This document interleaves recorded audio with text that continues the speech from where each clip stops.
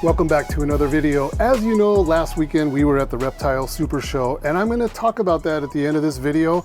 I'm going to give you a little bit of my personal insight and, in my opinion, what I see going on as far as market and sales and what other people are doing, competition and the whole thing. But anyway, this video is going to be kind of a compilation of updates as what's going on here, because I have a lot of things going on. So I bred a pair of albino bull snakes, and I bought them as adults and didn't really know exactly what they were, and most of them are hatching out. And I am not a bull snake expert, but I bred two albinos to each other, and we look like we have big, gigantic albino bull snakes. They are big and beautiful. And so these are just coming out of the incubator. So I wanted to film these for you guys so you could get a look at them. They're actually really beautiful. And along with them, we got what I think are snows. And I don't know if there's any white side stuff mixed in or whatever. I have zero clue. But even with these, there's differences. So everything is an albino, everything has red eyes. And again, I'm not an expert in all of these US native species. I skipped all this stuff as a kid and I went directly to the hardcore exotics. So this is kind of new to me, but that is really cool. And I'm impressed by the size. I hatched some normal head albinos, I believe 2 weeks ago now. And then I got these. These are actually really pretty snakes. And the demeanor of these is a lot better than the others. The other clutch is a little bit rambunctious. But I wanted to get them out of the incubator. I wanted to share this with you guys. So they're not all hatched out yet either. Yes, I know you're upset. So it looks like there's 4 snows. And albino, and this albino, still kind of slimy. And then we've got 2 more eggs left, and looks like a pretty albino in this one. And what's this one? I think an albino, but I can't tell. You stick your nose out, maybe an albino. And I think that's it. And I know on this channel you guys are not used to seeing corn snakes or bull snakes for that matter, but I have this pair of EROs and EROTs, extreme reverse OKTs, and then the female is the one with the Tessera mixed in. She actually is gravid right now, and she just had her pre-lay shed, and she's going to be laying another clutch of eggs, and this male is like a all-star breeder. But I want to show you the babies from the first clutch. They're actually really amazing. They are going to be really intense. If you're into corn snakes, these I think are enough to grab your attention. Very, very pretty animals.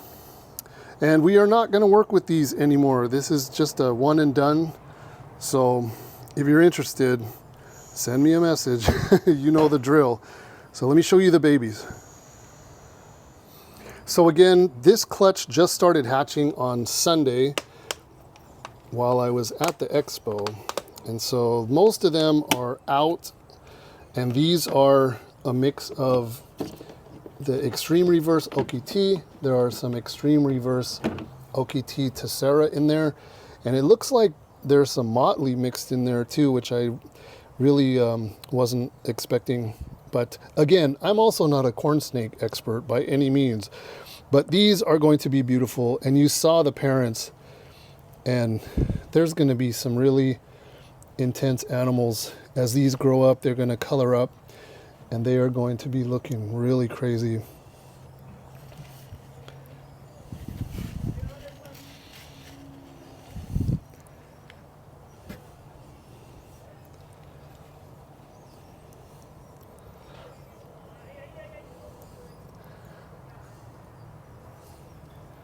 So pretty good stuff. I'm very impressed.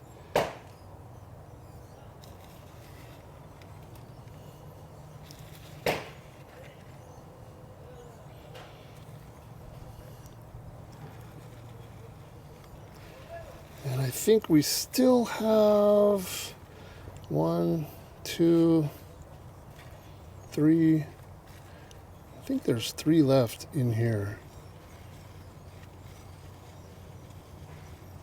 I think there's one underneath there actually. Yeah. Oh, there's a couple underneath here. No, there's one underneath here.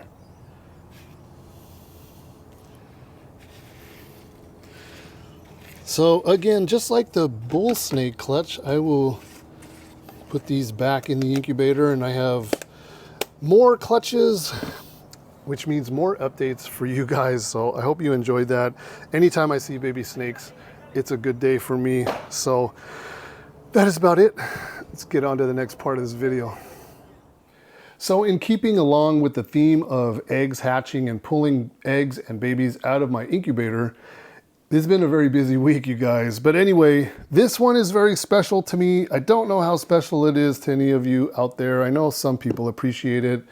This is the second ever captive breeding of Antaresia papuences, the Papuan spotted python. And there's a little bit of a backstory between, or behind these, I should say. They just started pipping this morning, and they're all underneath the plastic here, and I'm making a mess, but that's them. So super exciting. These are from a different female from last year and a different male. So these are going to be completely unrelated. So pretty excited. There are 4 here, and there is a 5th one still sitting in this egg. So very exciting for me. I don't want these guys nipping each other. So, okay, you guys, that's good enough. Stop it. So super cool. And here's the backstory. In a previous video, I said that the people that I had kind of running things for me, my family and friends, that they were kind of winging it.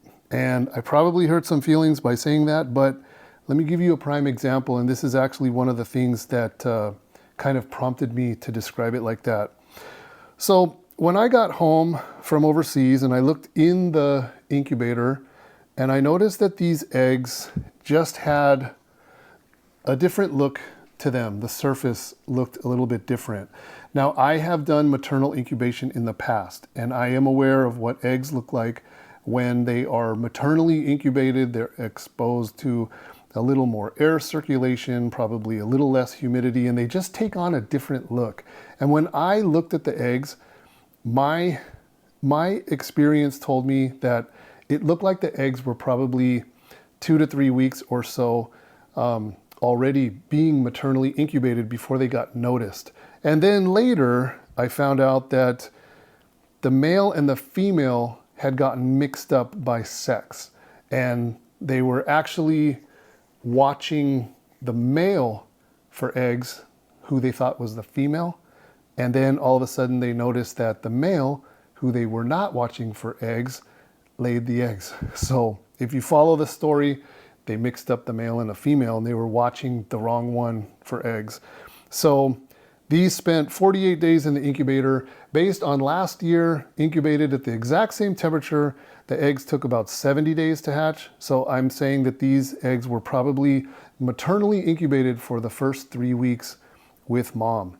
And I'm very grateful to the female snake because she did a wonderful job keeping the eggs intact, and everything went fine. I did not manually pip any of these eggs, only looking on the calendar and kind of realizing that if my suspicions were correct, these eggs would be hatching way sooner than 70 days in the incubator. And so I looked this morning and I found 3 out. And so 48 days in the incubator plus or minus 3 weeks with mom. So, but anyway, whatever. It is what it is. The outcome is good. It looks like it's going to be 5 viable babies, unrelated to the babies from last year. And I am super excited. And some of you should be also very excited because this means a lot of really great things for the hobby.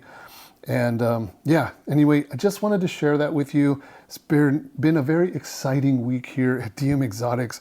We have more eggs in the incubator, but I think nothing is exciting for me as these.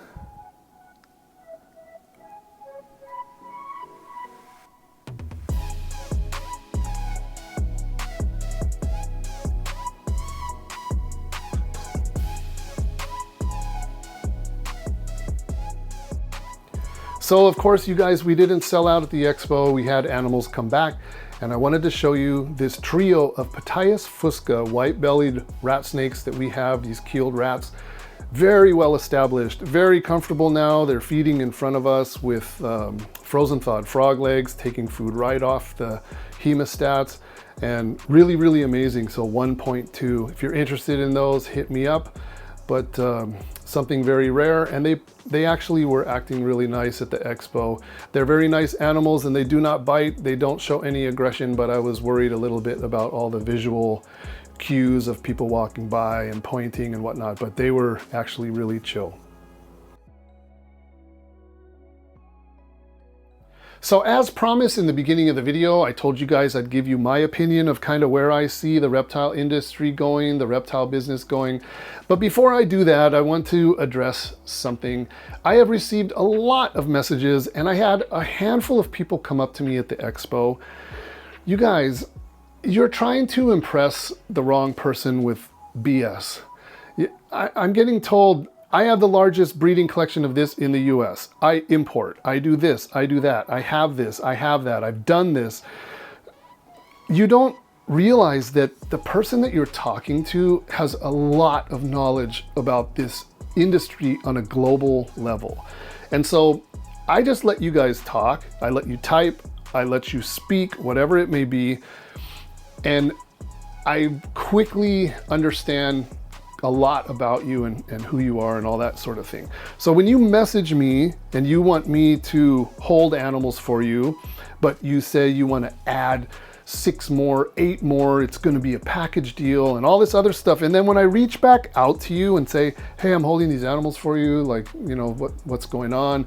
And then you're afraid to even click on the message because it's going to say read. And so you're just going to live the rest of your life with that little red circle with the 1 in it as an unread message. Like, that's crazy. Just be a man. Just tell me you have to back out or whatever. Don't just become a ghost after all the stuff that you told me trying to impress me. And then you turn into a tire kicker, and it's just crazy to me. And I had people come up to me at the expo, and they're just just running their mouth about I have this and that, and I have this and I have that. And every statement, I'm going, no, that's BS. No, that's impossible. That doesn't happen.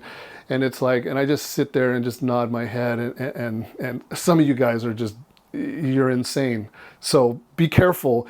Pick the people that you're going to try to impress. If you're going to lay down a bunch of BS, go to a table and pick somebody that doesn't know much about the reptile business, because you'll impress them, but you're not going to impress me. So as you know, the Reptile Super Show was last weekend. We had a great time. The show was actually very busy with a lot of people, but sales were down. At least they were for us and the people that I spoke to. It seemed like sales were down for a lot of people, and people were buying like very low-end animals, but as far as the higher end stuff, very little bit of that compared to during the pandemic. So speaking about the pandemic, it's over, thank God. But during that period of time, the reptile business was insane. Everybody did the incredible amount of sales during those 2 solid years or whatever it was. And a lot of brand new people jumped into this business during that time as well. So I'm going to the show and I am shopping for my Malaysia partner for animals that I'm not even really well versed in, and everything is super expensive. And I'm talking to these people, and some of the people, I feel like they're kind of making things up as they go about morphs and this and that. And I just feel like there is going to be a market correction coming, and these new people don't know how to deal with it. So they're sitting there with the prices super high. They are maybe afraid or timid to lower their prices or whatever. It seems like a lot of that stuff is not moving, at least at the last expo. And so it's, I feel like a lot of brand new people jumped into this with animals that in markets that were already saturated, and now they're even more saturated. So it's going to be interesting to watch kind of what happens with a lot of those people, whether or not there's going to be a market correction with a lot of these prices. And that leads me to another thing. Walking around the expo, I saw a lot of very, very expensive animals, 4 and 5 figure animals. And so I'm thinking that a lot of people made a lot of money during the pandemic, and then they reinvested their money. But they reinvested their money in mostly what I saw into high-end animals that aren't rare. So when you do that, when you become vested in things like that, you have competition, because the animals that you jumped in were like, they're not rare animals. So you have competitors, like Boland's pythons, for example. Cool snake, have nothing against them. They're still being imported. They're not rare. They're coming in every single year in pretty healthy numbers, but the prices are like really high. They're very inflated. And I don't know if today's market will accommodate those big prices. So there's a lot of people with them. There's a lot of people importing them. There's a lot of people trying to sell them. So in my mind, at least, there's only one thing that can happen with something like that. If you don't want to be sitting on a whole bunch of super expensive pets, you're going to have to lower your price to become competitive, and then that's going to create like a whole weird thing. So I don't know, it's just something that I noticed, and I didn't see any like really rare animals that blew me away where I was like, wow, that is really rare. And if I get that opinion, then of course the price in my mind is justified because it's rare. So anyway, that being said, I'm closing the video. I have my Antaresia papuences, another very, very rare snake. I have no competition, it seems, at least right now. And of course, you saw in the beginning of the video, I just hatched another clutch, which is awesome. But I am, DM Exotics, very, very happy and content with all the projects that I've decided to commit to. And I'm committing to some other really big projects, you guys, and I'll announce all that later. And they are very rare snakes, and the values are high and not a lot of competition. And so it just kind of goes with, the kind of thing that I'm describing. So that is about it. It's going to be interesting to watch where this economy kind of heads from here on out. The Pomona show's coming, Daytona's coming, a lot of those big shows, they kind of set in August, like sets where the market was gonna go up or down or whatever. So it'll be interesting. I will be watching. And thank you so much for watching our video, and I hope you guys enjoyed it. We will see you in the next one. Take care.